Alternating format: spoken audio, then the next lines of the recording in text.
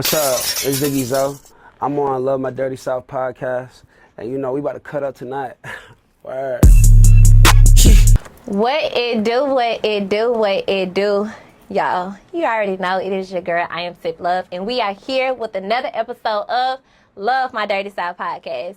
Listen, I already told you guys that we was going to have so much in store, some new people from all different types of areas of the South, okay? And I ain't gaslighting y'all. I keeps it real right here on Love My Dirty South podcast.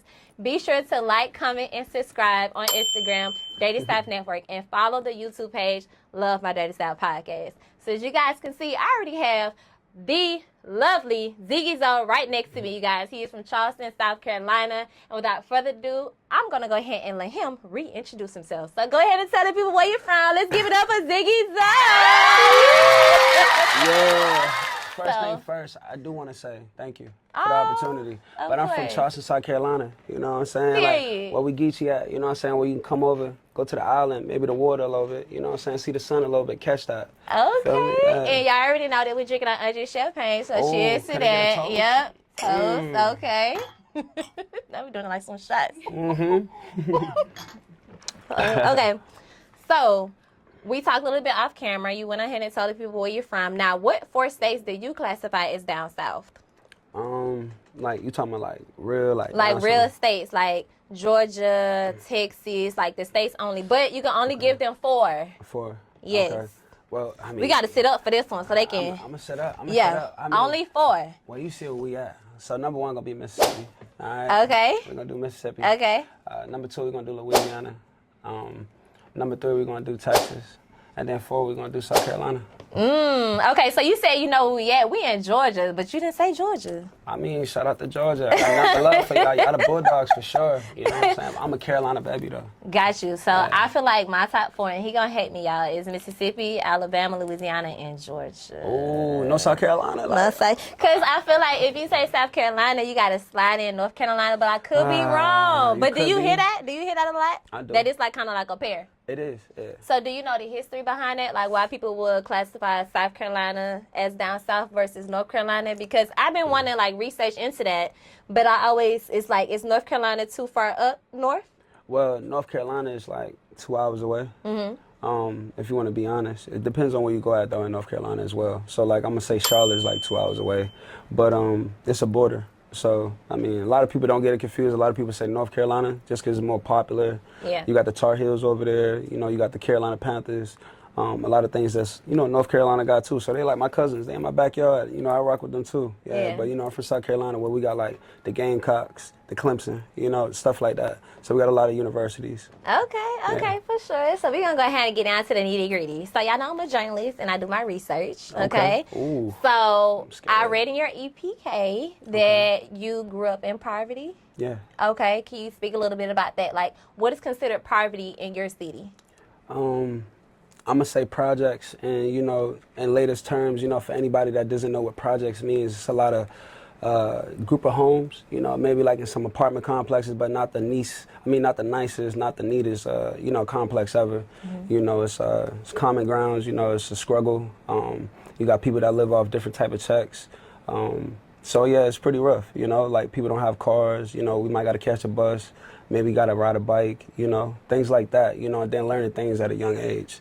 So that makes you honestly understand poverty at a young age. Like if I got to help my mom at 9 years old with bills, that's a problem. And I'm glad you said that, not to cut you off, but I also read that you care about your family and you want to be able to pour back. So what ways have you felt like currently right now you've poured back to your family? Honestly, like, you know, the knowledge, you know, first thing first, like any knowledge that I come across, like today, I was blessed to be in your space, you know, I might learn anything from you and I can just go ahead and take that back to the family, you know, take that back to mine, you know, my village, you know, and then talk to them, and that's how I nurture them with that, like my knowledge.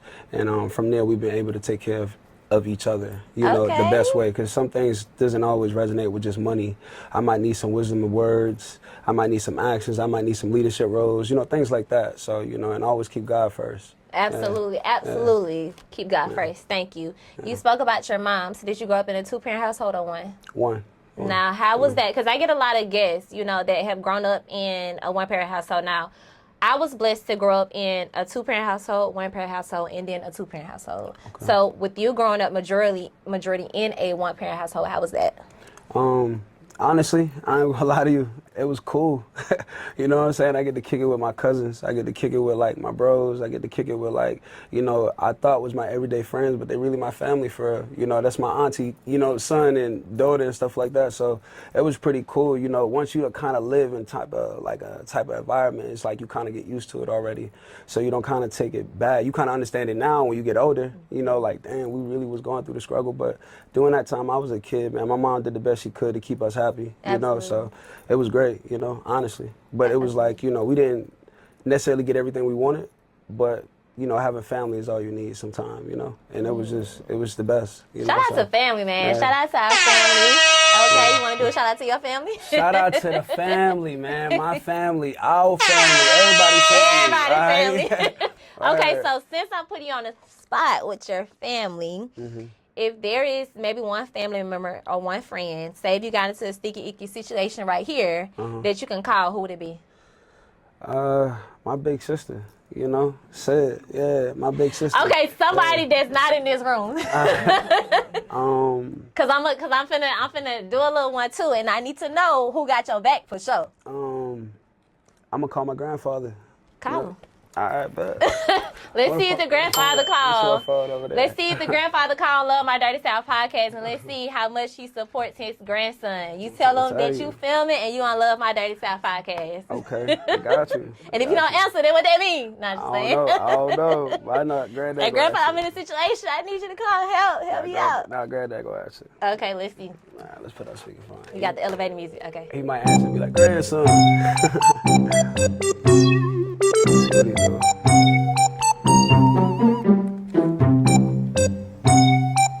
Ooh, there you go. There you go, granddad. What's up, granddad? All right, it's your granddaddy here too. Hey, granddad. Hey, granddad. What's up, Wanda? Hey, what's up, granddad? Oh, wow. I got two granddads at one time. This is my great-grandfather Hey, and we my got double granddad. blitz. Okay. Okay. What's up? I'm actually on this interview, this podcast for the love of my dirty South. Yeah. So they asked me to call anybody that, you know, who I know got my back. So I said, hey, I'll call my grandfather. So right now, so I got you right now live. They can hear you. There ain't nothing but one love, brother. One love. I know that's right. Thank you so much for participating. All right, granddad. I'm gonna call you back. All right. Love you. Love you. Let's get up for granddad. That's what I'm talking about. I know that's right. Shout out to granddad. For sure. So how does that make you feel to be able to call your family and let them know, like, your big success that you got going on? They're very supportive. Like, I ain't gonna lie, like, that's probably one of the biggest things I needed. Like, you know, versus, you know, the providing, yes, of course, we want always wants, but the needs is more like, if I wanted to play the drums, if I wanted to sing, if I wanted to be a dancer, like, my family gonna root like crazy, like the best ever. So I always had that at a young age, so it feels good. Okay. Yeah. So let's move over to music. So, of course, that's why we here. Okay. So for those who do not know, you are an artist, right? Yeah. Now, what do you specialize in a type of genre, or is it just you're well-rounded? Nah, honestly, like, I'm gonna be honest with you. I'm not trying to be this kind of artist that be like, make up a genre or whatever it is. I kind of master in different genres. You know, that's what creates me as an artist. You know, like, if one day I get inspired by country music, hell, I might make a country song for you. You know, if I would feel like singing, I call it Zoe R&B. You know, my way, my mix. You know, then if I give you that trap Zoe, then that's what it is. You know what I'm saying? So it really depends on how I feel. You know, my music is therapy. Okay, I know that's right. So tell the people, what are you doing in Atlanta? Like, you moved from South Carolina. Why did you come to Atlanta? So first thing first, I come to Atlanta, like, honestly, just after college. What college you went to? I went to Harvard University. Yeah, I graduated from Harvard University. That's what I'm talking about. You love a smart man. Thank you. For sure. So, you know, basically after I graduated, I came out here to Atlanta not knowing what I wanted to do. I'm not going to lie to you. Like, didn't know at all what I wanted to do. But I just know, like, you know, I love to rap, you know. So I gave it a chance. I gave it a try. I came out here and I started rapping. Then I got involved with a label called Authentic Empire. And then once I got involved with Authentic Empire, I got offered, a situation with them, but I just took a situation as far as like a management situation where like I keep my family, my team with me, and basically I pay for the sources. So as I was doing that through the courses, the labels have their ups and downs. So I appreciate AE just for even the spotlight, the opportunity, because once after that, the sources, like my engineers and stuff like that, they became more like family, to me. It was like more like a business at first, but then it became more like family, where like I didn't even want to do music no more after the situation, where I kind of departed away from the label. They reached back out to me, and my friends and family kind of keep me going with music. So I don't want to be that artist that be like, oh yeah, I do this, I do that. Nah, my fam, yeah, my friends, my family, yeah, they got me going right now. I know that's right. It's nothing but a good supportive family to make everything better. Do you feel like that you could have done what you've done in South Carolina here in Atlanta? For sure. And really? And the only reason why I say that is because like still to this day that's my strongest fan base. Yeah, my hometown put on for me, like, and I love them too. Yeah, I love them too. Okay. Yeah. So let's talk about your new summer single. Yeah. Cut Up. Cut Up. Why is it called Cut Up? All right, so honestly, like, you get that feeling where you feel like, lately I feel like I'm him. Okay. And shout out to my EP, by the way, Love Language. Go stream that. Yes, go stream Love Language. It came out in March. Yeah, it came out in March. Okay. Came out in March, So go stream that. It's fire. I promise you, no skips. But back to my new single, Cut Up. I was in that mode where I just feeling like I'm him. But, obviously I wanted to grind a little harder. You know what I'm saying? As you can see, I don't got no ice on the wrist yet. Yeah. But lately I had a dream, baby, I iced my wrist. You know what I'm saying? So I just wanted to cut up. You know what I'm saying? I want to go crazy. But I want the world to feel the same way too. Yeah. So when you hit a beat, you hit an intro, when you hit a beat drop, it's like you already cutting up and you don't even know why. Yeah. You know what I'm saying? All I'm doing is putting that words in place. You know what I'm saying? So yeah, that's basically what it is. We're gonna turn it up. We're gonna go fire this summer. And little do they know we got a little treat for them later, don't it? Really? For sure. Ooh. For sure. Stay tuned. Stay tuned. Don't skip. Please don't. Please don't. Okay, now as an artist, do you ever get a creative blockage? Do you ever experience like transitions where you're not really maybe being expressive of what you want to say? Is there such thing as creative block as an artist? Yeah, because sometimes it's like, I'm not gonna say like I block myself away from creating, but maybe it'd be like certain energy in the room. Maybe it'd be like a certain somebody I might not feel like opening up around. Or even when you by yourself, even when you with the engineer, sometimes it's like, dang, like I want to speak on something, but how can I speak on it? You know what I'm saying? So I catch blockage with that. But then when I have, like I said, my friends, my family, sometimes in the studio, or sometimes I can call somebody, and then we kind of like get it together with a bar or something like that. So, yeah. Okay, now I also seen your EPK that you've been around and about. You done been performing, and you done been everywhere, y'all. So as a rising artist, how do you prepare yourself for going on stage or performing in front of people? First thing first, we pray. You know what I'm saying? Me and my team, we sit there, we pray. Not trying to be corny, none of that. That ain't corny, that's real. Yeah, like we get there, we pray. And we pray for everybody around us as well. And then, after that, I don't know, I kind of black out. Like, really? I rock out. Yeah, I just do you think that's the adrenaline? Is that how you say it? Yeah, the adrenaline. Yeah, like it's like, honestly, it's the passion, it's the love, it's my happy space. Like, it's my happy spot. It's like where I need to be. It's my therapy. It's like wait till you see that music go up. Like, we about to turn up. Tell you, like, that's what I like to do. So. Okay. So, when you go on stage or when you maybe in the studio, let's do the studio. What is something that you cannot go to the studio without? You can give me your top 3 things. I can't go to the studio without my iPhone, my book bag, and honestly, I need some food. I ain't gonna cap it out. You like to eat? I love to eat. Like, I might pull up with some wings, like some lemon pepper wings. Like, I eat them. Yeah. Okay, South Carolina people, wait, because now I got to pause because you talking about food. What y'all be eating in South Carolina? Man, we eat everything. We the home of the shrimp and grits, like, for real. I've never heard of that. We the home of the shrimp and grits. I've never heard nothing about no shrimp and grits, so I came to Atlanta. I'm going to keep it a bug. We look, for anybody in the comments, let her know, like, Holy City. Like, go look that up, Holy City. That's Charleston, South Carolina. That's us. Okay, and speaking of just South Carolina culture, we spoke a little bit off camera about the Gucci Gili. No, Geechee. Yeah. Geechee? Okay. Yeah. What is that? Like a language? Is that a culture? Like, what is that? So it's like Geechee, Guala Guala, like far as like an island. It's more like how we talk, our accent, the way we pronounce certain words. Like I might be like I trying, you know what I'm saying, versus I am trying. Like that's just how we talk, you know. So it's just different slang. Like, so it's like an African American Ebonics. right. Yeah. There you go. I love how you put that combo together. Yeah, like, you know, I like living from school, just a tad bit. Okay, so back to your music. TikTok is booming. We got a lot of platforms. Everybody's going crazy. It's the summer. We got concerts. Beyonce performing today. Try everything going on. Yes. As a rising artist, what is your responsibility to make sure that you are promoting yourself? Like, do you have somebody that's watching out on your team? Are you doing that? Like, and what platforms are you making sure it gets the equal amount of your time?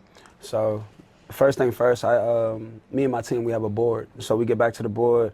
We use all the platforms. We use Apple, Tidal, Amazon, Google Music, whatever it is, Spotify.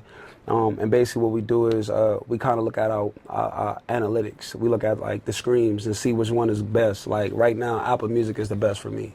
Right? So what we do is to drive people to Apple Music. What we do is we go to using all these other platforms like a TikTok, Instagram, and we use these posts that we have. We look at them as billboards because that's really what it is. We market on ourselves, so we boost it. We boost the post as of like we put a sponsorship behind it, and I think that's how we curate that kind of formula for us. Now AI is doing big right now. It is. As an artist, could you say that you will ever use AI to kind of help you out? Of course. Why do you feel like you will ever use AI? I mean, because I feel like, you know, not trying to play nobody in the past, but think about a lot of people that went against like the modern time, not keeping up. So you might as well keep up, and even if you don't like it, at least be more knowledge about it, you know? So that's why I would probably use it. Okay, and are you an independent artist or are you with a record label right now? I'm all the way independent. Would you ever sign with a record label? You're not sure? Of course. Okay. I'm not steering away from that. If the business makes sense, the partnership makes sense, the numbers and everything makes sense, then yeah, I'm for it because I love a partnership. I'm trying to get my mom out the hood, like for real. Yeah. I'm all for putting people on, so I mean, if you're comfortable with saying this on camera, is there like a record label that you see like, oh, they doing their thing over there? Like, I'd love to be a part of that team. Honestly, like, I'm gonna be honest with you. Like, I'm more versatile to, like, any label that's willing to put some love towards me. For sure. That's where my loyalty gonna lie. Like, not saying that, you know, love is not everything, but loyalty is everything to me. I'll take loyalty over love any day. So anybody that showcase that love to me, I'm automatically gonna be loyal to any label that reached their hand out to me. Changed my life, you know? Yeah. Is there anybody you want to work with? As far as artists, the baby. Like, really? Okay. Yeah. Why the baby? You know, it is before you say something about the baby. The baby, you cool people, I love your music, but you know, he had histories of being like canceled. Really? Yeah. Okay. So why the baby? That's hometown. You know what I'm saying? I feel like, you know, and I hope he see this one day, like Fredo, but the baby, like, he come down to Charleston, South Carolina a lot. He used to came to Columbia, South Carolina as well. That's like an hour 15 away from like Charleston. And when he used to come up there to these like local clubs, he used to show like mad love to us. You know what I'm saying? And he made us believe. So I always told myself like, man, if I ever get a chance, like, man, I'm trying to rock out with the baby, like for real. Like, and I fuck with him for that. Like, not just because of the music. It's like, it's bigger than that. You know what I'm saying? I showcase and I understand it. Like, I seen it, like, first scene, like, forget an autograph, forget anything. This man dap everybody up, talk to them, did some music. Like, he the GOAT. Like, that's my dog, yeah. Okay, let me ask you a question. What is your ultimate dream? My ultimate dream, like, honestly, like, is bigger than music. So this might be a little different, but my ultimate goal is to get my family away out the country. Like, I want to get far away where, like, we got so much assets, so much money that we turn up on a whole different other like scale. Like, it's not even about the money, it's more like creating generational wealth. Like with, you know, my nieces and nephews that's probably unborn right now that I never might, you feel me? Like, just little things in the future, just work on that. So that's my ultimate goal. How do you think that you can get to that dream?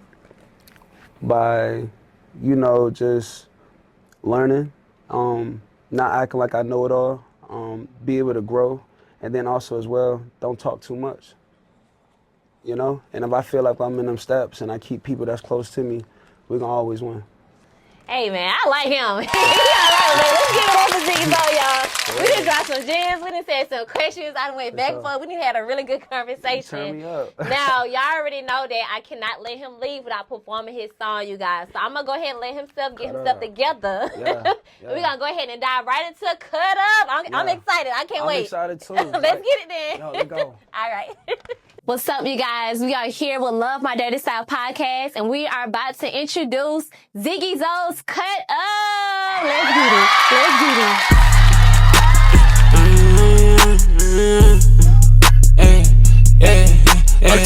Yeah, bad little bitch, she lit. Fucking the club up, baby, I had a dream. I iced my wrist. Baby, on her so crazy, I got little Billy in my jeans. Calling my phone, you been out alone. Girl, you turning me on. Nigga, I just wanna cut up. Holding my wrist and they nut up. Went through the mud and we went up. Reading so crazy, I'm off the meter. That digital dash, she coming so fast.